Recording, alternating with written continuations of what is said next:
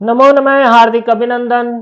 स्वागत आप सभी का एक बार पुनः अपने संस्कृत व्याकरण के यूट्यूब चैनल पे। और आज की क्लास में हम सीखेंगे बहुत ही प्यारा सा सूत्र। ठीक है, लिमिटेड सूत्र है, फिक्स इसके शब्द रूप है कि ये मैं सिर्फ इन्हीं शब्द रूपों में काम करने वाला हूँ। ठीक है, ये बता देता है कि मैं यहाँ पे काम करूंगा, इसके आगे मैं काम करने वाला नहीं हूँ। तो सूत्र की शुरुआत करते हैं अपन। आज की कक्षा का अपना सूत्र है चतुरंडुहो आम उदात्त है। ठीक है, बोलने में ऐसे बोलते हैं इसको चतुरंडुहो राम उदात्त है। और अगर व्याकरण की दृष्टि से बोले तो चतुर अंडुहो आम उदात्त है, इस तरह से। ठीक है, कौन कौन से शब्द है सूत्र से हमें पता लग जाता है। जब हम सूत्र में पदच्छेद करते हैं तो सूत्र अपने आप अपने से कहता है कि भाई साहब मैं सिर्फ इन ही शब्दों में काम करने वाला हूं। सबसे पहले तो शब्द रूप है अपने पास चतुर शब्द रूप। कौन सा शब्द रूप आया यहाँ पे?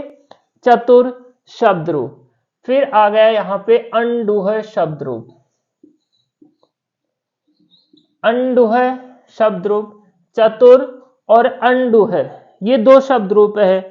तो इन दो ही शब्द रूपों के अंदर ये काम करेगा।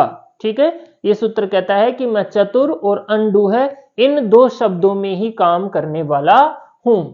तो ये इसका लिमिटेड एरिया हो गया कि जो चतुर है, जो अंडु शब्द है, उनके अंदर ही मैं यहाँ पे काम करूंगा। ये मेरी शर्तें हैं। अब ये काम क्या करता है, यहां पे लिखा हुआ है आम उदात्त है।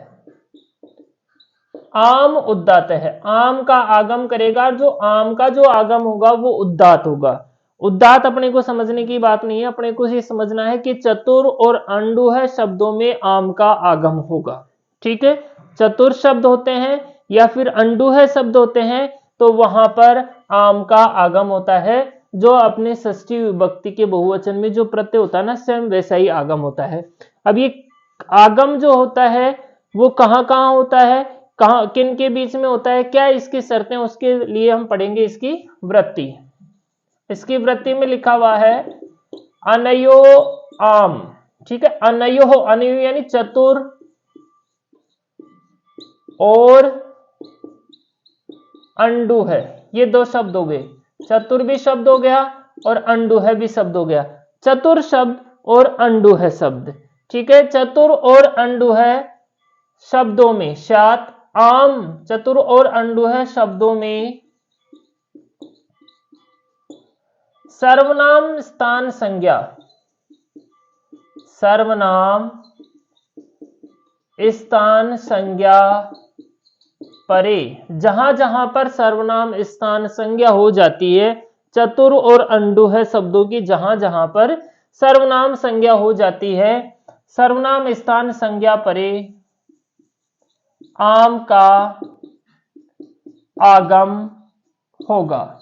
वहां वहां पर किसका आगम होगा? आम का आगम होगा। कहां कहां पर? जहां जहां पर सर्वनाम स्थान संज्ञा हो जाती है। कौन सी संज्ञा? सर्वनाम स्थान संज्ञा। प्रश्न ये आ सकता है कि चतुरंडुहो राम उदात्त है, कौन सी संज्ञा के परे रहते काम करता है?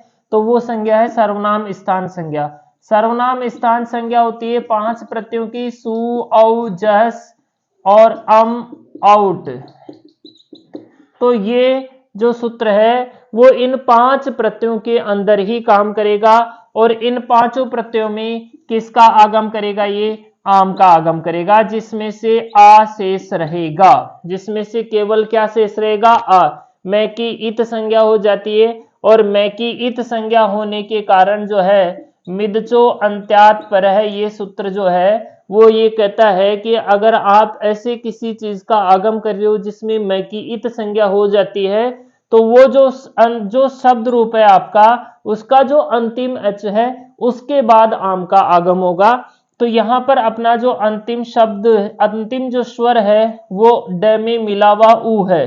तो यहां पर हम जो आम का आगम करेंगे वो यहां पर करेंगे अन डू आ है, इस तरह से।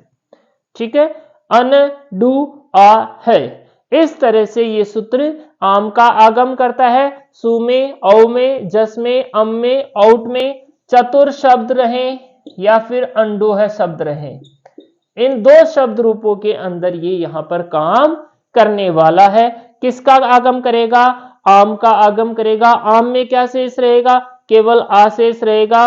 और जब अंडू है शब्द में आम का आगम होगा तो अंडू आ है। इस तरह से अपनी ये स्थिति हो जाएगी, यहां पर आम का आगम हो जाएगा। ठीक है, ये है अपना चतुरंडुहो रामोदात्तय। क्या काम करता है? कार्य अगर हम इसका यहां पर लिखें तो कार्य होगा इसका आम आगम। ठीक है, शर्त एक तो चतुर और अंडू है शब्द, ये इसका एरिया है। चतुर और अंडू है शब्द में काम करूंगा और सर्वनाम स्थान संज्ञा होने पर, कौन सी संज्ञा होने पर? सर्वनाम स्थान संज्ञा होने पर ही मैं काम करूंगा। ठीक है, ये था अपना चतुरंडुहो रामोदात्तय सूत्र।